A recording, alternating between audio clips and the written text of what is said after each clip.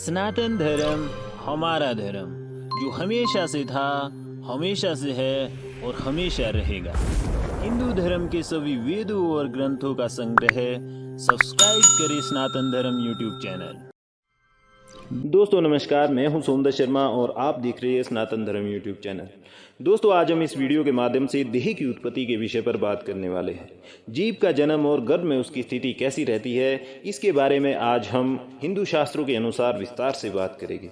पाक पात्र के मध्य स्थित अन्न और जल अलग अलग रहते हैं। अग्नि के ऊपर जल रहता है तथा जल के ऊपर अन्न रहता है। जल के नीचे स्थित अग्नि को वायु धीरे धीरे प्रज्वलित करता है। वायु से प्रेरित हुई अग्नि जल को उष्ण करती है। गर्म हुए जल से उस अन्न का भली भांति परिपाक होता है। पका हुआ अन्न खा लेने पर दो भागों में विभक्त हो जाता है। कीट अलग और रस अलग हो जाता है। वह कीट 12 मलों के रूप में बंटकर शरीर से बाहर निकलता है। रस देह में फैलता है। वह देह उससे पुष्ट होता है। कान, नेत्र, नासिका, जीवा, दांत, लिंग, गुद्दा, नख ये मलाश्रय है तथा कफ, पसीना, विष्ठा और मूत्र ये मल है। सभी मिलाकर 12 कहे गए। हृदय कमल में चारों ओर से समस्त नाड़ियां बंधी हुई है। उन्हें रसवाहिनियां कहते हैं। उनकी संचरण विधि इस प्रकार है। प्राणवायु उन नाड़ियों के मुखों में उस सूक्ष्म रस को स्थापित करता है। इसके बाद प्राण रस से उन नाड़ियों को संतृप्त करता है। प्राणवायु से समन्वित हो सभी नाड़ियां उस रस को सारे शरीर में फैला देती है। इस प्रकार नाड़ियों के बीच में प्रवाहित हुआ वह रस अपने शरीर द्वारा पकाया जाता है। इसके पाक हो जाने पर पुनः वह दो भागों में बंट जाता है। सबसे पहले उससे त्वचा बनती है जो शरीर को वेष्टित करती है। बाद में रक्त बनता है। रक्त से लोम और मांस बनते हैं। मांस से केश और स्नायु बनते हैं। स्नायु से अस्थियां और अस्थियों से नख एवं मज्जा बनते हैं। मज्जा से प्रसव का कारण स्वरूप शुक्र बनता है। अन्न का ये 12 प्रकार का परिणाम कहा गया है। अन्न से शुक्र बनता है और शुक्र से दिव्य देह की उत्पत्ति होती है।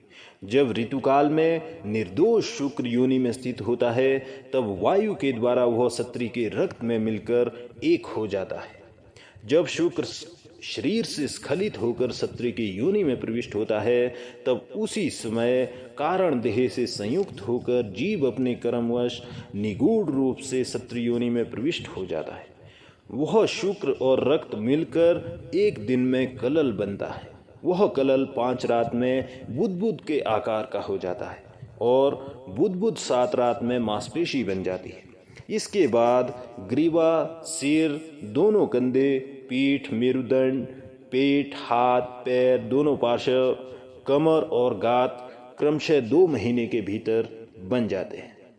3 महीने में सभी अंकुर संधियां यानी जोड़ बन जाते हैं। 4 महीने में क्रमानुसार अंगुलियां बन जाती है। 5 महीने में मुख, नासिका तथा कान उत्पन्न हो जाते हैं। तत्पश्चात दांतों की पंक्ति, गुहा भाग और नख प्रकट हो जाते हैं। 6 महीने के भीतर कानों का छिद्र प्रकट हो जाता है। 7 महीने में गुद्दा, मेह, उपस्थेंद्रिय, नाभि और अंगों में जो संधियां है ये सब उत्पन्न हो जाते हैं। इस प्रकार अंग प्रत्यंग से पूर्ण वह जीव परिपक्व होकर जरायु से लिपटा हुआ माता के उदर में स्थित रहता है। नाभि नाल में बंधा हुआ वह जीव माता के आहार से प्राप्त 6 प्रकार के रसों से प्रतिदिन बढ़ता रहता है। तत्पश्चात शरीर के पूर्ण हो जाने पर उस जीव को समृद्धि प्राप्त होती है। वह अपने पूर्व जन्म के किए गए कर्मों, सुख, दुख, निद्रा एवं स्वप्न को जानने लगता है। मैं मर कर पुनः पैदा हुआ और पैदा होकर पुनः मरा। इस प्रकार से जन्म लेते हुए मैंने हजारों योनियां देखी। अब मैं उत्पन्न होते ही संस्कार युक्त होकर इस शरीर से उत्तम कर्म करूंगा जिससे पुनः गर्भ में न आना पड़े। गर्भ में स्थित वह जीव यही सोचता रहता है कि मैं गर्भ से निकलते ही संसार से मुक्ति प्रदान करने वाले शिव ज्ञान का अन्वेषण करूंगा। इस प्रकार कर्मवश महान गर्भ क्लेश से संतप्त वह जीव मोक्ष का उपाय सोचता हुआ वहां रहता है। जिस प्रकार बहुत बड़े पहाड़ से दबा हुआ कोई मनुष्य बड़े कष्ट से स्थित रहता है, उसी प्रकार जरायु से लिपटा हुआ जीव भी बड़े दुख से स्थित रहता है। जैसे सागर में गिरा हुआ मनुष्य व्याकुल होता है, उसी प्रकार गर्भ जल से सिक्त अंगों वाला जीव भी सर्वदा व्याकुल रहता है। जिस प्रकार लोहे की बटलोई में रखा गया कोई पदार्थ अग्नि से पकाया जाता है, उसी प्रकार गर्भ कुंभ में स्थित जीव भी जठराग्नि से पकाया जाता है। आग में लाल की गई सुइयों से निरंतर बिंधे हुए प्राणी को जो कष्ट होता है, उससे भी अधिक कष्ट वहाँ पर यानी गर्भाशय में स्थित उस जीव को सदा प्राप्त होता रहता है। शरीरधारियों के लिए गर्भवास से बड़ा उद्विग्न करने वाला कष्ट अन्यत्र कहीं नहीं होता है। यह दुख महाघोर तथा बहुत संकट देने वाला होता है। यहाँ केवल पापियों के अत्यधिक दुख का वर्णन किया गया है। धर्मात्माओं का जन्म तो 8 मास में ही हो जाता है। जिस प्रकार कोलू में पेरे जाने पर तिल क्षण भर में निसार हो जाते हैं, उसी प्रकार जन्म काल में योनि यंत्र से निपीड़ित होने के कारण शरीर भी अशक्त हो जाता है। इसमें 365 पेशियां हैं और यह सभी ओर से 3.5 करोड़ रोमों से ढका हुआ है। ये शरीर इतने ही क्रूर सूक्ष्म तथा स्थूल नाड़ियों से चारों ओर से व्याप्त है। वे नाड़ियां दृश्य तथा अदृश्य कही गई है।